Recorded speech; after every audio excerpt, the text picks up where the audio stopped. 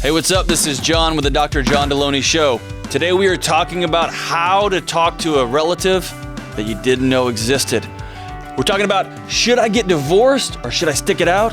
And we're talking about being married to somebody with ADHD, something my wife knows a lot about. Stay tuned.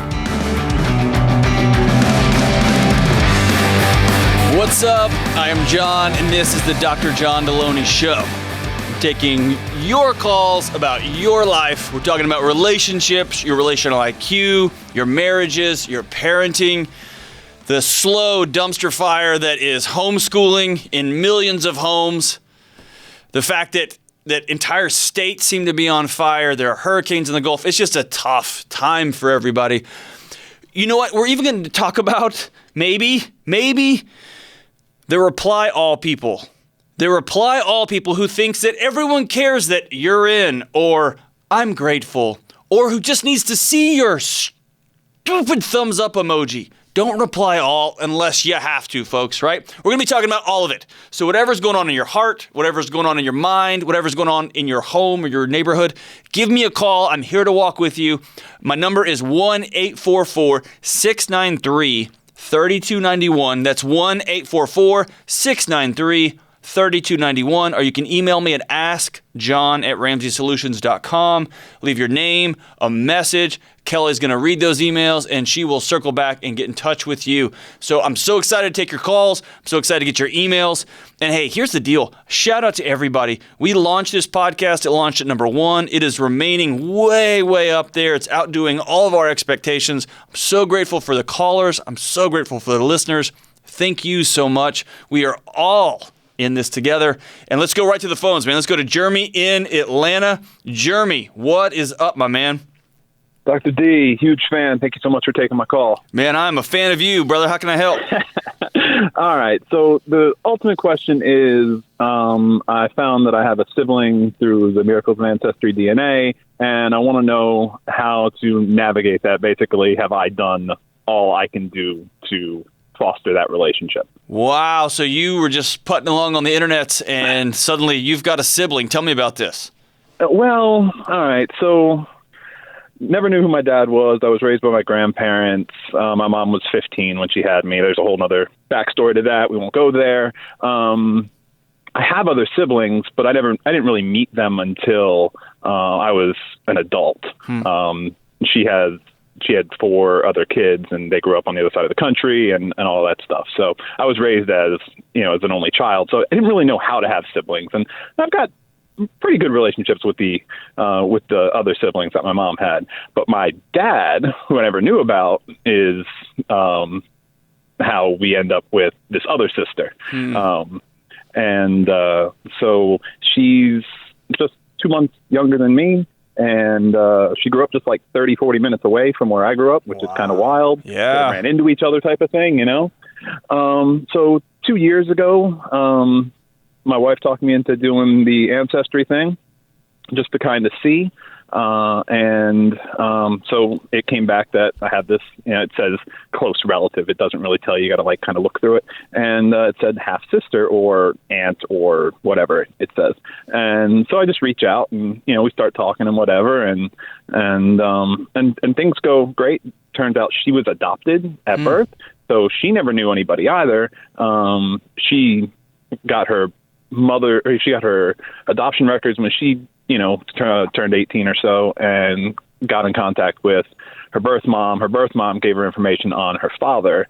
And then she just kind of dropped it and didn't do anything with it. And then, so when I reached out, we kind of went down that path together. And we found out that he had died back in the 90s and all this kind of stuff. And, while we were still teenagers. So, man, number one, that's an incredible story. High five to your wife for... It's kind of wild, right? You've got to tie a bunch of loose ends that up until just 5 or 6 or 7 years ago, most people had to go through the rest of their life being completely untethered, not knowing a lot about their family history or where they're from. Yeah. And so you've got to find out, man, more about your history than most people throughout the world have been able to find out in your similar situation. And you've reconnected. Right. So how can I help you with where you're at right now? All right. So that was 2 years ago, and we talked all the time. We got caught up. We discovered things about our dad. We tried to reach out to that side of the family. They don't want anything to do with us. That's fine. Moved on from that. But we live about 1,000 miles apart, my sister and I, and she still lives up by where, we both grew up. And so anyway, so it was, she's got a busy life. I've got a busy life, but I still go back home occasionally. And the plan was always to, meet up next time I was in the area. Well, I've been up there, 4 or 5 times now, and it's always, we'll do this, we'll do that. And then when I get there, it's nothing. Now, I don't go there just for her. I go there to see other people. I have other reasons to go there, but it always falls through. So y'all have never met in person? No, we've never even talked on the phone. It's always been text or Facebook message, things like that. Okay. So Jeremy, can I acknowledge something? Sure. This sucks. It's weird for sure. No, hold on. So here's the deal. You're a hardcore dude. You've had to put up with some crap in your life. Your dad abandoned you and he shouldn't have. And evidently your mom is a saint and you married well and you must have done some hard work because you are a together guy. And the fact that and I'm just going to lay it out and be direct. You called me, right? So I'm going to lay it out. Okay. The fact that you reached out, made yourself vulnerable, and somebody is once again choosing to reject you, dude, that sucks. It shouldn't be like that, and I hate that for you. That's more than, that sucks. And I hate that for you. I appreciate it. In terms of, are you doing the best you can? At some point, you got to let it be what it is, which is she doesn't want to hang out with you, doesn't want to talk to you. And so that's what I thought. And then the last time I was up there, I backed off it. I said, you know what? I'm sorry. I pushed this on you. That's it. I'm done. We'll connect when you want to connect or not. And that was, 18 months or so ago, maybe not quite. And then about a year ago now, she was like, hey, I'm going to be where you live. I'm going to be in Atlanta. Let's hook up. Cool. Awesome. Clear my schedule, all this stuff. And the time comes and crickets, nothing. I don't get a call. I don't get a text until she's back on the plane. Oh, and it's some other excuse, whatever. Right. And we really, other than Christmas and birthdays, we really haven't had any conversations since then. And the conversations have only ever been by text. And never Jeremy, talked to her. That's what it's going to be, brother.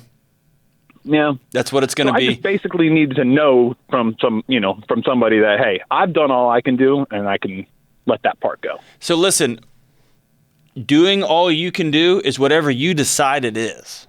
There's a point when you do too much, and that's when somebody's got to come in and draw a boundary on you. But the reality is, man, you've done a noble thing, which is to reach out. I think it's a hard step. Again, it's a vulnerable step again because you don't know what you're reaching out into. And you are wrestling with this fantasy.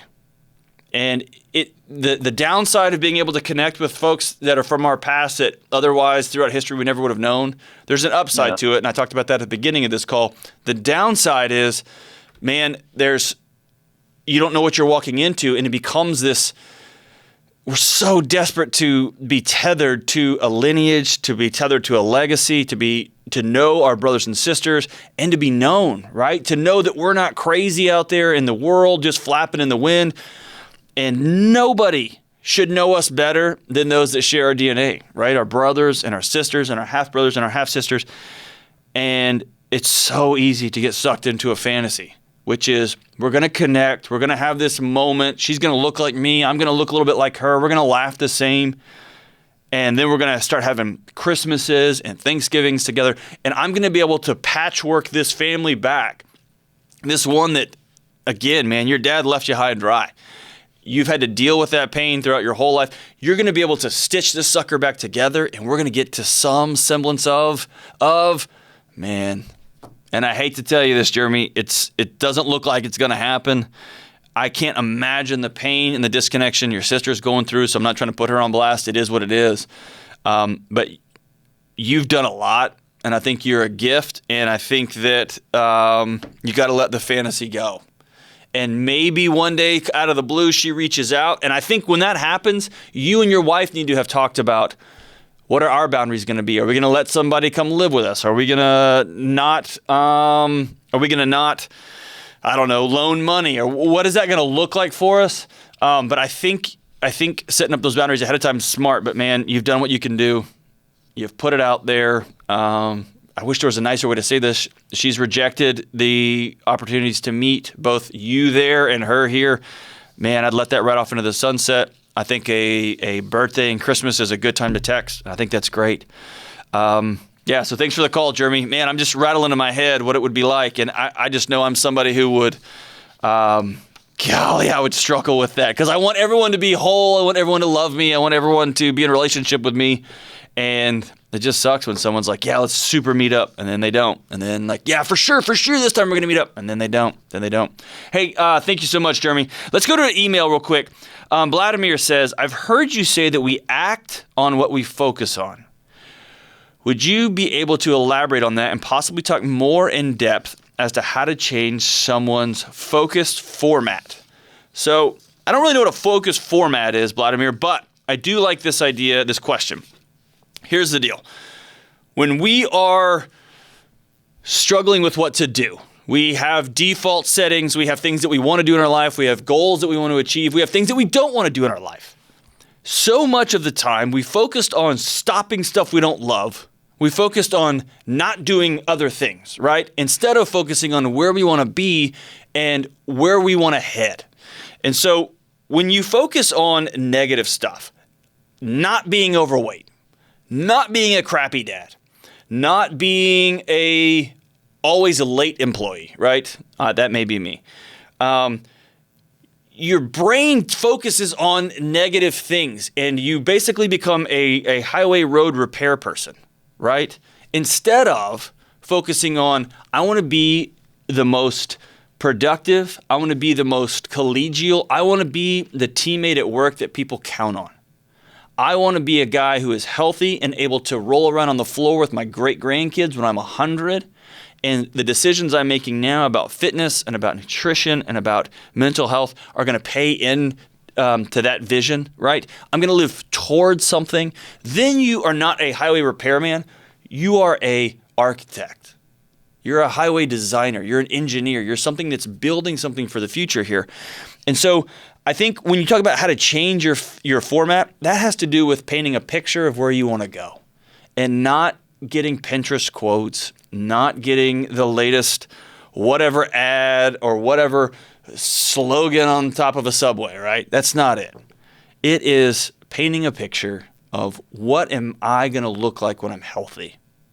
What am I going to look like when I'm physically fit? What am I going to look like? What is the picture of a good dad going to look like? It's going to be me in my front yard playing catch with my son, with my daughter on my shoulders while she's trying to tackle me to the ground, and we are laughing and we are carrying on and we are rolling around in the grass and we're being goofy, and then it starts raining and we don't go inside. It's all of those things all at once. That's a picture of a good dad for me, of somebody who has played their money card right, and there's going to be money in the bank for my kids to go to college. There's going to be money in the bank for them. If my son decides to go to the military, that I'm going to have a house for him when he's out, right? Because I've taken care of my business on the front end. I'm going to be able to play with my grandkids. I'm going to be able to get in the floor and get back up and get back in the floor and get back up because I exercise all the time and I take care of my nutrition. That's what it's like, man. So Vladimir, this is a great question. I want to challenge everybody to stop focusing on the bad stuff that you want to be different and start focusing on where you want to go and how you're going to attain that. This stuff goes by the wayside. It goes by the wayside. I heard this great analogy. The baseball players, when they're getting a slump and they're struggling with their swing, they used to go watch tape of their slump, how bad their swings were. And then they realized that it was just self-reinforcing the bad swings. And so then they go back. Now what they do is they go back and look at swings that from when they were killing it. And sometimes a swing shift is an inch, right? It's a tiny little trajectory this way. And so it refocuses the good stuff in their heads. It's focusing on where you want to be, not what you want to get away from, right? So that's my thought there, Vladimir. Thank you so much for that email, man. That's excellent. Let's go right back to the phone. Let's go to Britt in Fort Worth, Texas. Britt, good morning. How we doing? Good morning, John. Thank you for taking my call. I'm kind of going through a difficult time right now because me and my husband are now going through the process of divorce. I hate that for you. I'm so sorry. And it's kind of like right now, it's like we're now able to talk to each other now, where we can talk now, I guess because the word marriage is not kind of on the table anymore, but it's like trying to move forward. So it's like, how do you rebuild yourself once coming from the situation? Like, because it's my feelings are going back and forth, like divorce or no divorce. And we have 4 kids together. So it's like, do I need to really go forward with this, or do I need to just go stay the path and just go ahead and divorce and, let bygones be bygones? So one of my general rules is I'm never going to tell somebody, except in rare situations, that you need to go get divorced right now. Okay? That's a trauma. That is a deep life change that shouldn't be taken lightly, and some knucklehead on the radio shouldn't pop off and recommend that. But I will ask a couple of questions and help you walk me through where you're at. The first thing is, you said you are in the process. So have you filed on him, or has he filed on you? What does that mean, you're in the process? We've both said that we want a divorce. Okay. But then it's like neither one of us have actually went and took that extra step to go down and file. So why do you want a divorce? Why did you tell your husband, you know what, it's time, I want a divorce? He's not loving me the way he needs to love me. Like, I love him more than he probably can love me. And I put him before everything else. And he has controlling behavior. He's a narcissist. And it's getting to the point now, like, where you're locking me out of my phone. You're basically keeping me away from my friends and family. It's gotten to that point where now I've given excuses to you for years. And now it's gotten to the point now we have 4 kids. I have 3 boys. And I don't want my sons growing up thinking that this is the kind of behavior that you're supposed to display to a woman. Gotcha. And then we have a daughter, and I don't want my daughter to think that this is how a man's supposed to treat you when she gets to that age of dating. So you just rattled off some things that you're worried about your kids. And I think those are noble. And I think this idea of setting examples, putting out models for your kids to follow is critical and super important. But right now I want to talk about you. You said that you don't think he loves you like he's supposed to. Be more specific for me. You said he's locking you out of your phone? He changes your password on your phone? Yeah. What are some other ways that he constantly accuses me of cheating, and I mean there's no reason to do it. But I mean, he served in the military and he's been vulnerable, so there's no telling of what it could possibly be or what is going on. Are you safe? Yes. Are you emotionally safe? No. Explain that. Tell me more. I'm not emotionally safe because of what's going on. Like, I can't be vulnerable with him. I can't open up and say what's on my mind and what's going on without feeling the fear of judgment or feeling like he's going to throw it to the wayside.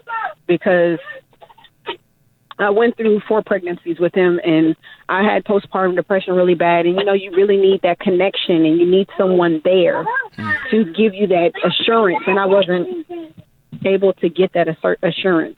Have you and him gone to see a counselor together?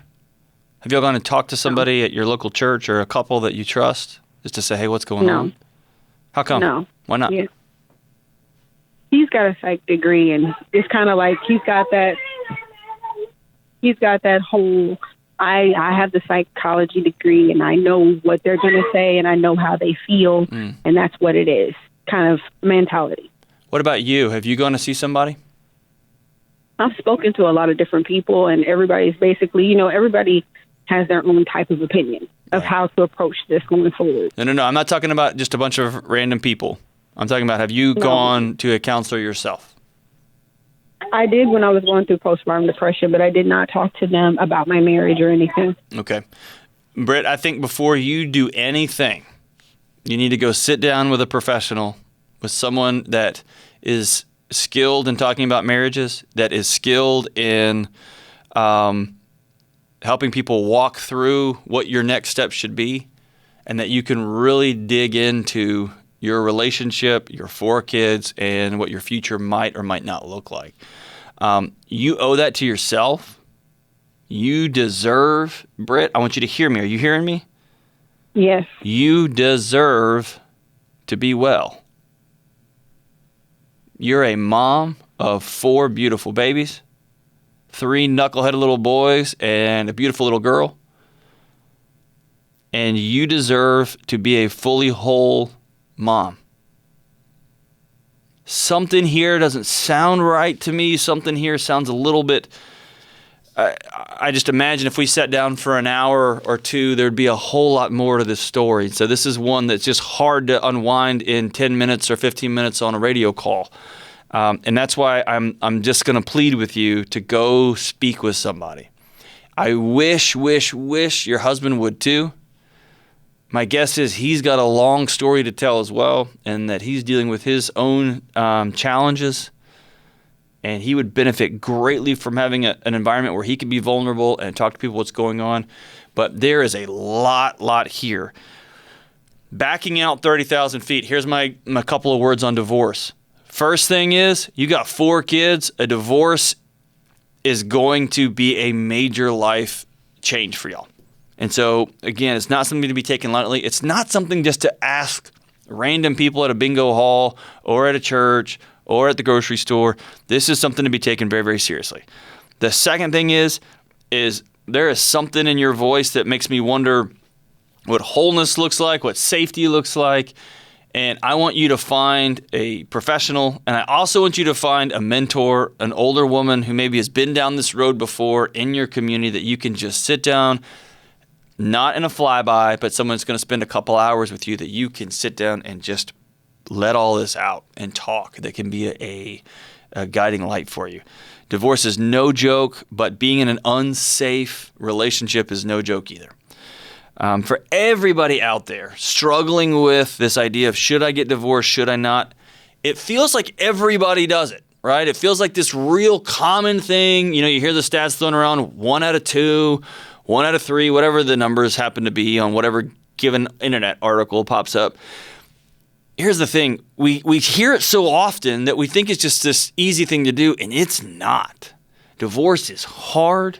It is a loss. I tell people to treat it like the death of somebody. And it's sometimes harder than a death because the person's not dead. You can't fully grieve them being gone because they're still there. And if you have 4 kids, you're still going to have a relationship with them for the foreseeable future, right? So get some wisdom in your life, get a professional, get a friend, and thanks for the call, Britt. Thanks for being vulnerable and being open. But you are right. You need to go talk to somebody. I could hear it in your voice. And call me back when you make some decisions. I'd love to hear where your next steps are going to go. And if we can help you, man, make the next crooked, wobbly step as you figure out what's next. So let us know how things are going. We're going to go to Laura in Phoenix, Arizona. Laura, good morning. Good morning. How are we doing? Good morning, John. Thanks for taking my call. It's good to hear from you. Thank you for calling in. How can I help? Yeah, I'm hoping to just gain some insight and possible direction on how to navigate a marriage relationship with a partner who has ADHD. Oh, I feel like you're typecasting me here, that I may or may not have that myself. Yeah, I mean, it's tricky because it's all of the ADHD things that I love most about him, and that's why we fell in love. He just has so much enthusiasm and such a big heart, and he's so much fun. I got divorced from a previous marriage and have 2 kiddos that I have primary custody of, and he just jumped right in and no hesitation, just wrapped his arms right around them, and has just been such a good, fun dad for them. There's just so many things about the ADHD and just who he is as a person that I love.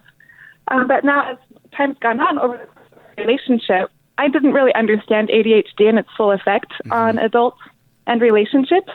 And we've kind of just been unknowingly playing into what I'm learning now as a pretty classic toxic relationship dance between a non-ADHD and an untreated ADHD partner. Excellent. So explain some of the things you were learning. They're probably going to sound a lot like my home. Go ahead. Yeah. Well, there's a lot of that parent-child dynamic where I kind of just take on the majority of the load for our family, being the responsible one and the person that follows through and has that executive functioning. And I have been diagnosed with complex PTSD, which lends me towards being the more over-functioning, kind of controlling partner. Okay. And so it's been easy for us to kind of just get stuck in that dance where I'm trying where I'm trying to boss him around and remind him to do all of these kind of just basic adult things. Right. Does this play a pretty significant put a pretty significant strain on your intimate life? Yes, a huge strain on that for sure. It makes it really hard for me to feel like I'm in a partnership with him or that I'm like romantically attracted to him when I feel like he's just my third kid. Yeah, I was going to say one of the challenges that folks in this type of relationship struggle with is to just put it out there. Nobody wants to be intimate with their mom, and nobody wants to be intimate with their kid. And the longer this goes, the more that gulf, those relationships get redefined. And did you struggle with this in your previous marriage? No, my previous marriage was just it was an abusive situation. Okay. I had to just get out to protect myself and my kids. So it was definitely different. So you ran, and I don't mean that negatively, but you ran into the arms of someone who was the exact opposite, who is almost has no filter on the relational engagement part of his brain, who is all in all the time, and more importantly, who let you have the driver's seat in this time, right? In this relationship, you got to drive, you get to be the boss, you get to be mom, and that sounds so fun for the screaming, fearful part of your relational brain that was in an abusive relationship, and now it's way too much, right? No fun. Yeah, exactly. And I was just that single mom that was juggling all the plates by myself and was used to doing everything. And he just kind of slid in and was like, sweet, this is great and comfy and I'm doing everything. Yes. So and then a year in, I'm realizing, wait, I'm doing everything. And there's a perfectly capable adult right here who's not. Yes. Okay, so how can I help specifically in your situation? Yeah, I'm just hoping to get some tips and guidance on how we can best navigate it moving forward so we don't just get stuck in a toxic spiral where we're just struggling to get along with each other and struggling to remain attracted to each other and those kinds of things. What are some tips as far as that goes? Oh, I love it. Okay, so the first thing I want you to do is this. And I've mentioned his book several times before. I've got it here. I'm going to hold it up. Man, I brought this today. This is just... couldn't be more extraordinary timing here. This is a book called Scattered by Gabor Mate, last name M-A-T-E, and it's a first-person narrative, a science book. It's the best book on ADHD, relationships, and being in a relationship with someone with ADHD I've ever come across in my life. It is a hard read, and I mean hard, not difficult, but hard emotionally. It's been hard for my wife to read. It was hard for me going through it. One day when my kids read it, they're going to have a hard time with it. And when I recommend it to people, it's hard. Here's why. ADD is not an illness in the medical sense, right? It is. It drives me crazy when it turns into a medical issue. And because we've developed some medication that helps it a little bit, we think it's a disease. We think it's a medical dysfunction, and it's not. ADHD, Mate says it's not a fixed inherited brain disorder. It's a set of physiological, biological consequences of an environment, of behavior that's allowed, and chaos, right? And so here's the thing. Is your husband on medication of any kind? No, he's not doing anything to treat it right now. Okay. That's fine. And I usually recommend medication as a second or third or fourth option. I don't mean to be graphic here, but medicine for ADHD is a stopgap. It can be like diarrhea medication can stop the explosions, right? It's not going to fix your core stomach issues. What medication can do is help somebody focus, but that focus is only good if they are using it to develop new relational skills. And really, at the end of the day, a person with ADHD struggles with this idea of impulse control. It's grown people acting like children because they never developed. It's a developmental disorder, right? It's literally disordered thoughts. For folks who are listening to this, think of it this way. Dr. Mate gives this great example. All the thoughts are traveling down a highway, and there's a police officer there who is stopping traffic coming this way, and he's waving it on just like a traffic stop. For somebody with an ADHD mind, it's not that their thoughts are out of control. It's just that the policeman is just sitting down, letting traffic go. So they all get in the same place at the same time, which, ADHD medication is really a stimulant. They fire your brain up, and it helps reorder some things. And it doesn't sound like somebody with ADHD would need a stimulant, but it helps reorder. It helps get that policeman back where they need to be, and they are directing traffic in the right way. And so as we talked about, man, no mom wants to hook up with their son. No son wants to hook up with their mom, right? This change does not start, well, it starts with you some, but this change really starts with your husband. Your husband has to get exhausted with being exhausted. Now, this is the pot talking to the kettle on this one, okay? There had to be a time in my life when I just had to say enough is enough is enough. ADHD is a context, not an excuse. What does that mean? That means that people with ADHD often struggle with magical time. Time doesn't exist. Or I have to be at work at 10 minutes. It's a 30-minute drive, and I'm hopping into the shower at 9:55. The fact that it's not 10 yet, I got plenty of time. The people who work with me here on this show, they'll know. Does that sound like something at your house?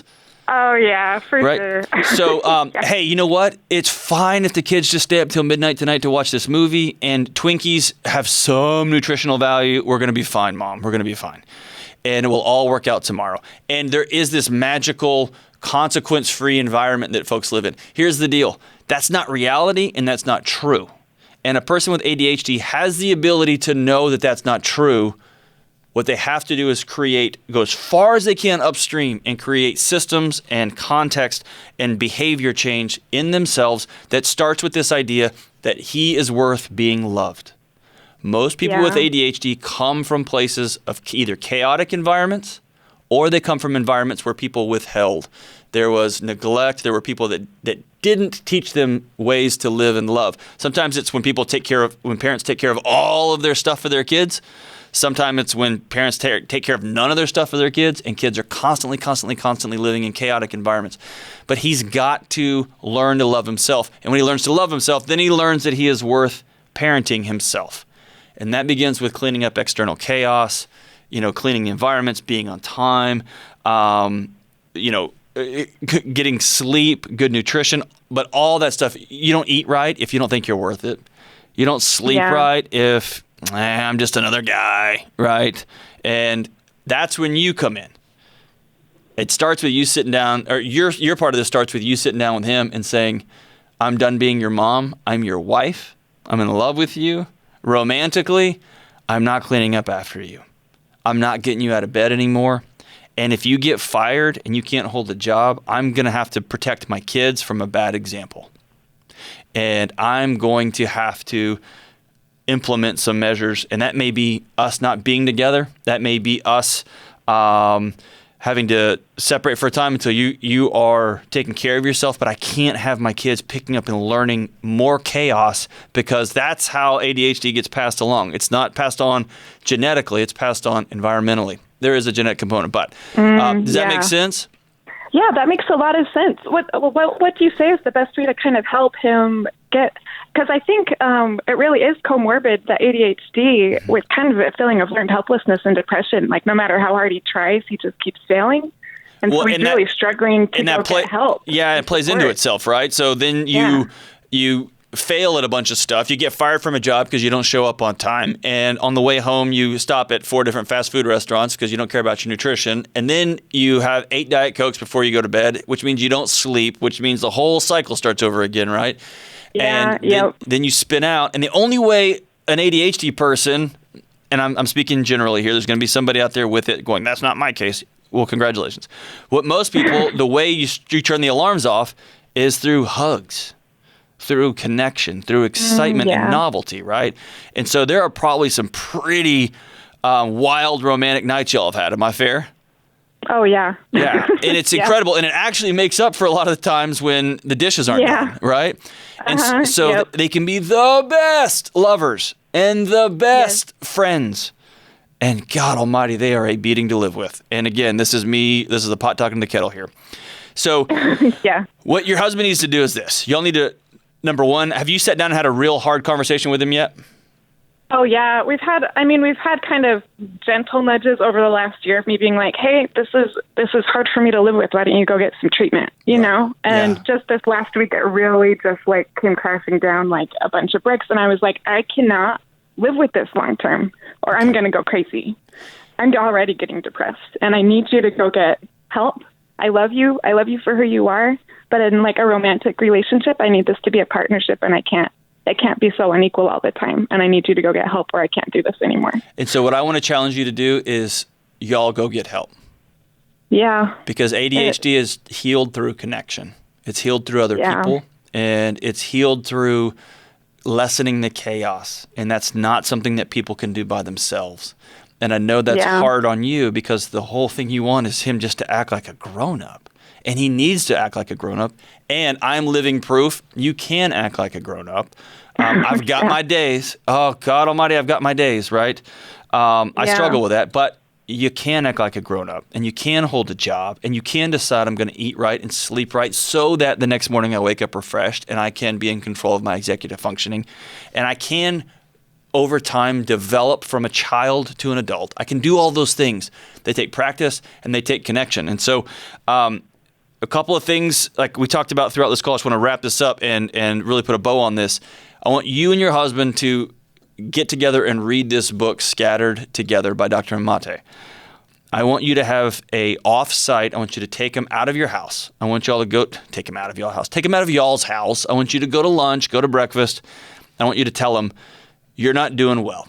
And this is not a blow-up time. This is a quiet time. This isn't in the heat of some exchange or yet another time he didn't pick his socks up or whatever.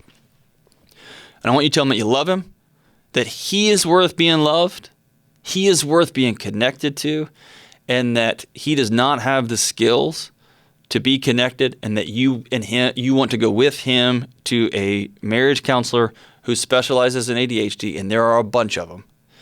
And I want you to walk with him through this journey for as long as you can. It may be that medication is necessary. If he's 25, 35, 45, and he's never wrestled with this, sometimes medication can really help. I've had a couple of buddies of mine, who in their 40s and 50s took medication for the first time, and they said it was like being in a crowded stadium, and someone just turned the noise down, and they didn't know it. One of them wept as he told me about it. He said, "I've never could have imagined it." And by having the volume of the stadium turned down, then he can finally listen to his wife and be in connection with her. And that's the medication can do that. It's not a long-term solution. It's not going to fix you, but it may give you some space to go learn some new skills, or your husband to go learn some new skills. Counseling for disconnection, learn how to be a relationship, nutrition, exercise, sleep, getting out into nature, playing, just enjoying life, right? But learning how to do it in the right times. All of these are fixes. All of these are ways to help I don't want to use the word fix. I want to back up. All of these are ways to help somebody with ADHD develop into an adult mind, a responsible mind. It is a process. It's an adventure, and it's a journey. But if you hear nothing else, ADHD is not a disease. It does not have to be the rest of your life. And you can fix it. You can't. I said fix again. People, I'm trying not to say fix. We're not machines. You can develop and grow up. I'm testament here. I'm proof of it. I held a day job and I showed up to work on time. I even showed up early today with my work prepared, and you can too. Thank you so much for the call, Laura. Thank you so much for everybody calling today. And hey, I want to end with the song lyrics of the day. The greatest songwriter of all time, the greatest, this woman inspired my soul when I was in college. Oh my goodness, just thinking about this song makes my eyes water a little bit, makes my heart beat a little bit faster. This is a song about love. This is a song about separation. This is a song about the gulf between two people. It's from the 1992 classic, Little Earthquakes, by the greatest songwriter of all time, Tori Amos. This is her song, China. It goes like this. China, all the way to New York. I can feel the distance getting close. You're right next to me, but I need an airplane. I can feel the distance as you breathe. Woo! And sometimes I think you want me to touch you. Well, how can I when you build a great wall around you? In your eyes, I saw a future together. But you just look away into the distance. Tori, I can feel the distance. I can feel the distance getting close. Tori, don't give up on you, and I won't give up on you either. This is the Dr. John Delony Show.